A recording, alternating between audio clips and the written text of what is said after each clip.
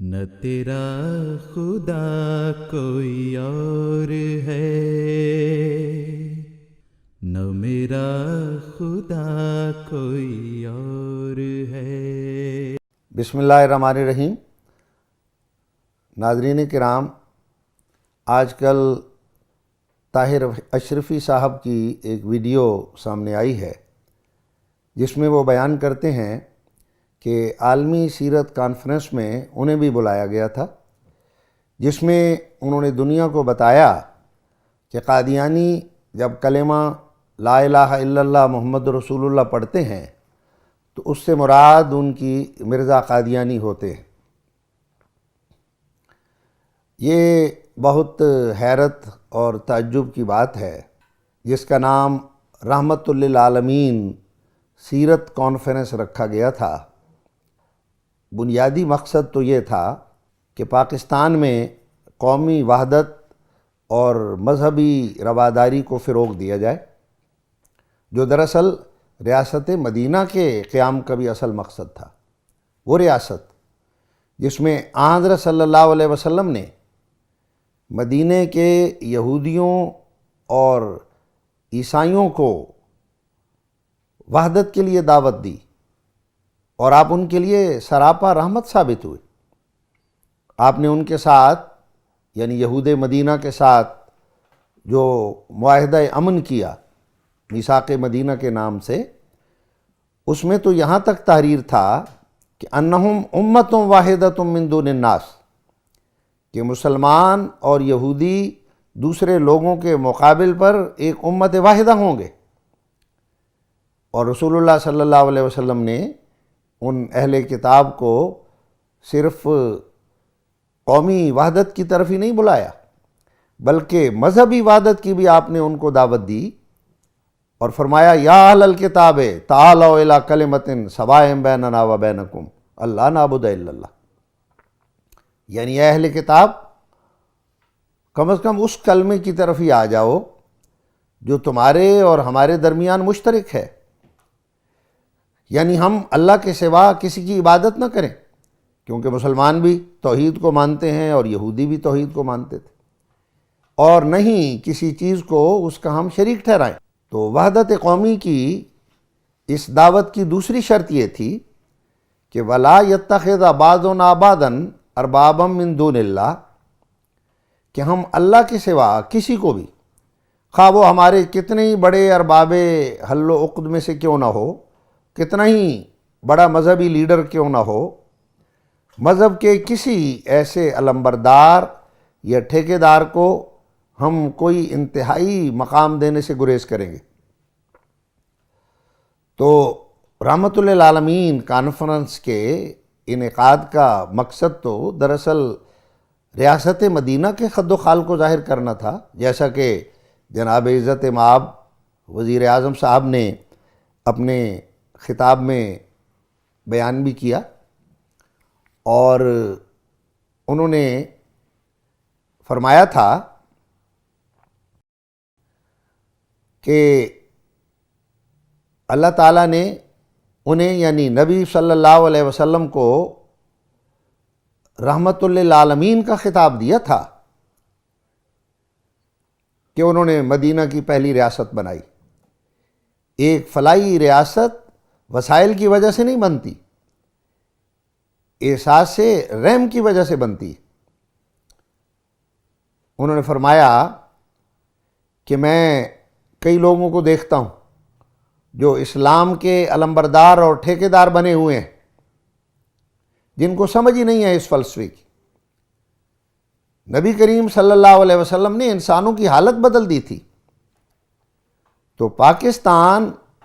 عظیم تب بنے گا جب ہم اپنے آپ کو چینج کریں گے۔ وہ لوگ کون تھے؟ یہ کوئی تلواروں کے ساتھ تو لوگوں کو مسلمان نہیں کر رہے تھے، ان کے کریکٹر تھے، وہ انسان تھے جو انسانیت کی خدمت کر رہے تھے، کیونکہ وہ رحمت للعالمین صلی اللہ علیہ وسلم کے ایمبیسڈر تھے۔ یہ پیغام تھا جناب وزیر اعظم کا، اور اسی بنا پر انہوں نے رحمت للعالمین سیرت کانفرنس منعقد کی، مگر مولوی طاہر اشرفی صاحب نے اس رحمت للعالمین کانفرنس میں منافرت پیدا کرتے ہوئے یہ مباہلے کا چیلنج دے دیا احمدیوں کو، اور اس کانفرنس میں وحدت قومی کے خلاف منافرت کو ہوا دینے کی کوشش کی، جیسا کہ ان کی ویڈیو منصہ شہود پہ آ رہی ہیں، اور سیرت کے اصل موضوع سے ہٹ کر جو کانفرنس کا تھا، انہوں نے کلمہ گو احمدیوں پر یہ الزام لگائے کہ وہ جب محمد رسول اللہ کہتے ہیں تو اس سے مراد مرزا صاحب ہوتے ہیں۔ اب یہ ایک قابل نفرت اور غلط الزام ہے، اور اس غلط فہمی پر انہیں اتنا اصرار ہے کہ وہ احمدیوں کو دعوت مباہلہ بھی دے رہے ہیں، حالانکہ دعوت مباہلہ تو دو مذہبی رہنماؤں کے اندر ہوا کرتی۔ اگر ان کو یاد ہوتا اور معلومات ہوتی تو اس مباہلے میں پہل تو جماعت احمدیہ کی طرف سے ہو چکی ہے، اور کسی نئے دعوت مباہلہ کی ضرورت ہی نہیں، کیونکہ کلمہ کا یہ الزام جب لگایا جا رہا تھا تو اس بارے میں آخری فیصلہ جماعت احمدیہ کے چوتھے خلیفہ حضرت مرزا طاہر احمد صاحب نے 1987 میں ہی فرما دیا تھا۔ آپ نے الزام لگانے والوں کو مباہلے کا چیلنج دیتے ہوئے فرمایا، ایک ہی حل ہے، اور میں تمام جماعت احمدیہ کی طرف سے ان سارے علماء کو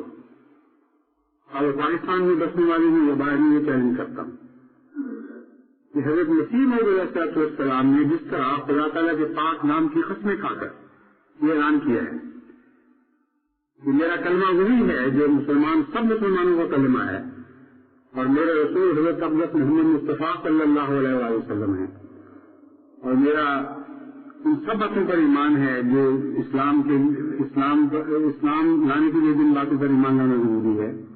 جس شوکت اور شان سے آپ نے قسم کھائی ہے اور لعنت ڈالی ہے جھوٹوں پر، اس طرح اگر یہ اپنے دعوے میں سچے ہیں تو یہ قسم اٹھا لیں، اور سارے علماء مل کر یہ حلفیہ بیان پاکستان میں شائع کریں اور باہری دنیا میں اس کے ترجمے کرا کے شائع کرائیں کہ ہم اللہ تعالیٰ کو حاضر ناظر جان کر یہ یقین رکھتے ہوئے کہ جھوٹوں پر اس کی لعنت پڑتی ہے، اور یہ دعا کرتے ہوئے کہ اگر ہم جھوٹے ہوں تو خدا ہم پر لعنت ڈالے، ہمیں زمین میں رسوا کرے، دنیا میں اور آخرت میں۔ یہ اعلان کرتے ہیں کہ جماعت احمدیہ کا کلمہ فی حقیقت اور ہے، اور جب یہ کلمہ پڑھتی ہے تو اس سے مراد، جب محمد صلی اللہ علیہ وسلم کہتی ہے تو مراد مرزا غلام احمد قادیانی ہوتی ہے، اور ان کی شریعت اور ہے، اور ان کا خدا اور ہے،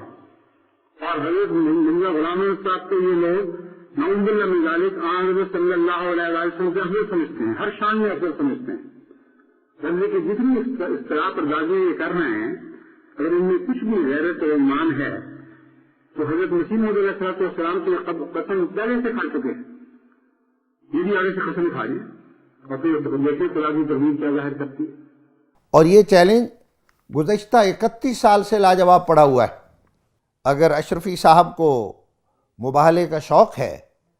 اور انہیں اپنے مباہلے کے چیلنج پر اصرار ہے تو وہ حضرت مرزا طاہر احمد صاحب کے اس چیلنج کا جواب دے کر اپنا شوق پورا کر سکتے ہیں۔ اس سابقہ چیلنج کا جواب دیے بغیر کوئی نیا چیلنج کوئی معنی اور حیثیت نہیں رکھتا۔ وما علینا الا البلاغ المبین۔